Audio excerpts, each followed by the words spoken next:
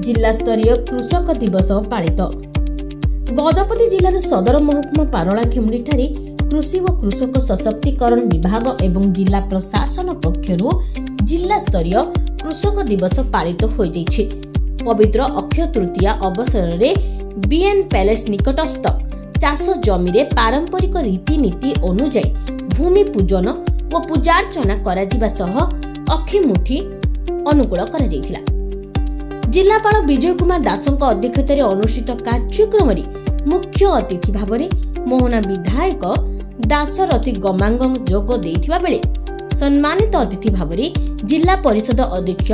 जी तिरुपति राव, जिला मुख्य कृषि अधिकारी रविंद्र कुमार आड़ेक, जल विभाजिका विभागर प्रकल्प निर्देशक सुरेश कुमार पटनायक, गजपति जिला उद्यान विभागर उपनिर्देशक सुशांत रंजन दास, अतिरिक्त प्राणी चिकित्साधिकारी डाक्टर रमाकांत राणा, डीआरसीएस हरिहर सेठ, आरएमसी संपादक रेवती मोहन राउत, चाषी नेता सूर्य नारायण पटनायक प्रमुख जोगदे चाष जमी रे धान बुणिबा सह जमी रे हल लंगल बुलाई थिले। एही अवसर रे जिलापाल श्री दास राज्य व केंद्र सरकार पक्षरु कृषि पाई जो सब नुआ नुआ योजना आसुची तार सदुपयोग करी अधिकरु अधिक लाभ उठाइबा सह चाष कार्य दिगरे सफल हेबाकु परामर्श देथिले। एही अवसर रे बहु जनप्रतिनिधि, चाषी व विभागीय अधिकारी व कर्मचारी माने उपस्थित थिले। आज पवित्र अक्षय तृतीया उपलक्षे जिला स्तरीय कृषक दिवस पालन होची एवं आज आमर पूर्वपुरुषों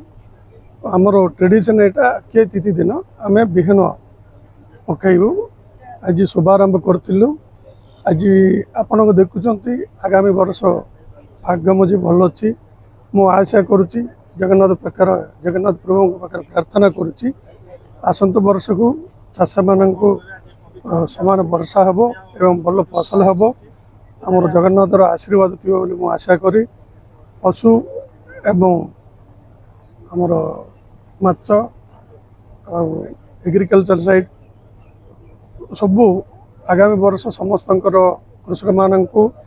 प्रभु आशीर्वाद भल फसल आशा करी आज बिहन पकेयर मुख्य कारण है पूर्वपुरुष मैंने जिते बिहन संग्रह कर रखी से बिहन से सीजन पकईला लोग जदि खराब है आल्टरनेटिव बिहन तैयार करने समय अभाव थी से माने इटा आरंभ करते अक्षय तिथि दिने बिहन पकईला लोग बिहनर क्वालिटी कौन जना पड़ ये ट्रेडिशन टा साइंटिफिक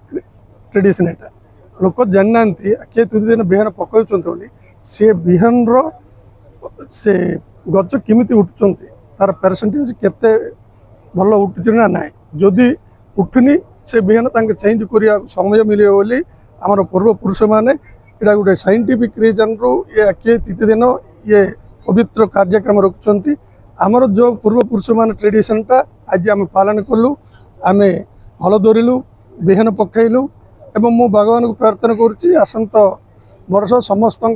शुभेच्छा रे एवं प्रभु का आशीर्वाद रे आशा करुच्ची। धन्यवाद। आज पवित्र अक्षय तृतीया दिवस से आम परंपरा अनुसार आज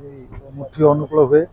तार अर्थ हूँ चाष आज मैंने धान बुणा आरंभ हुए खरा दिन जो अच्छी खरा दिन चाष होगी बर्तमान आरंभ हम धान बुणा एवं आज राज्य स्तर में फंक्शन अरेंज कराऊँगी प्रति जिले में कराऊँगी अनुसार आम पारलाखेमुंडी